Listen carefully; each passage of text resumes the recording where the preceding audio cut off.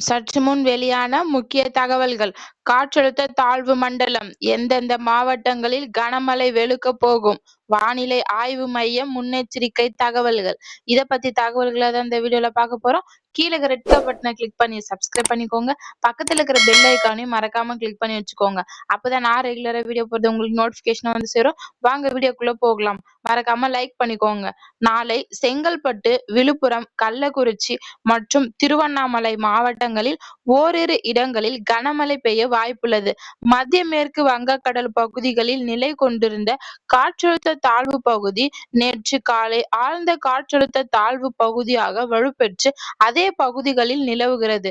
இது மேற்கு வடமேற்கு திசையில் நகர்ந்து அடுத்து 12 மணி நேரத்தில் அந்த பகுதிகளில் காற்றழுத்த தாழ்வு மண்டலமாக வலுப்பெறக்கூடும்.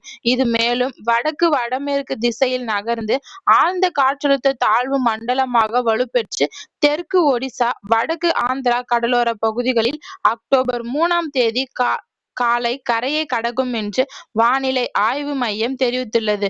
நாளை வட தமிழகத்தில் ஒரு சில இடங்களிலும், தென் தமிழகத்தில் ஓரிரு இடங்களிலும், புதுவை மற்றும் காரைக்கால் பகுதிகளிலும் இடி மின்னலுடன் கூடிய லேசான முதல் மிதமான மழை பெய்யக்கூடும்.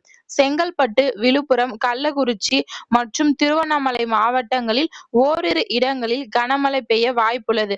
நாளை தமிழகத்தில் ஒரு சில இடங்களிலும், புதுவை மற்றும் காரைக்கால் பகுதிகளிலும் இடி மின்னலுடன் கூடிய லேசான முதல் மிதமான மழை பெய்யக்கூடும். செங்கல்பட்டு, திருவண்ணாமலை, கள்ளக்குறிச்சி, விழுப்புரம், கடலூர், அரியலூர், பெரம்பலூர் மாவட்டங்களில் ஓரிரு இடங்களிலும், புதுவை மற்றும் காரைக்கால் பகுதிகளிலும் இடி மின்னலுடன் கூடிய கனமான முதல் மிக அதி கனமழை பெய்யும் என்று வானிலை ஆய்வு மையம் தெரிவித்துள்ளது. இதை குறித்து காஞ்சிபுரம், ராணிப்பேட்டை, திருவண்ணாமலை, செங்கல்பட்டு, விழுப்புரம், மதுரை, சிவகங்கை, புதுக்கோட்டை மற்றும் திண்டுக்கல் மாவட்டங்களில் ஓரிரு இடங்களில் கனமழை பெய்ய வாய்ப்புள்ளது. சென்னையை பொறுத்தவரை வானம் ஓரளவு மேகமூட்டத்துடன் காணப்படும்.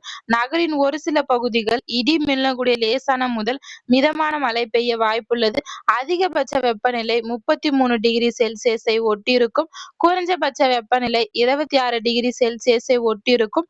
தென் தமிழக கடலோர பகுதிகள், வட தமிழக கடலோர பகுதிகளுக்கு அப்பால் உள்ள தென்மேற்கு வங்கக்கடல் பகுதிகளில், மன்னார் வளைகுடா மற்றும் அதனை ஒட்டிய குமரி கடல் பகுதிகளில் சூறாவளி காற்று மணிக்கு 40 முதல் 50 கிலோமீட்டர் வேகத்திலும், இடையிடையே 60 கிலோமீட்டர் வேகத்திலும் வீசக்கூடும் என்பதால் மீனவர்கள் கடலுக்கு செல்ல வேண்டாம் என்று வலியுறுத்தப்படுகிறது. நன்றி, வணக்கம்.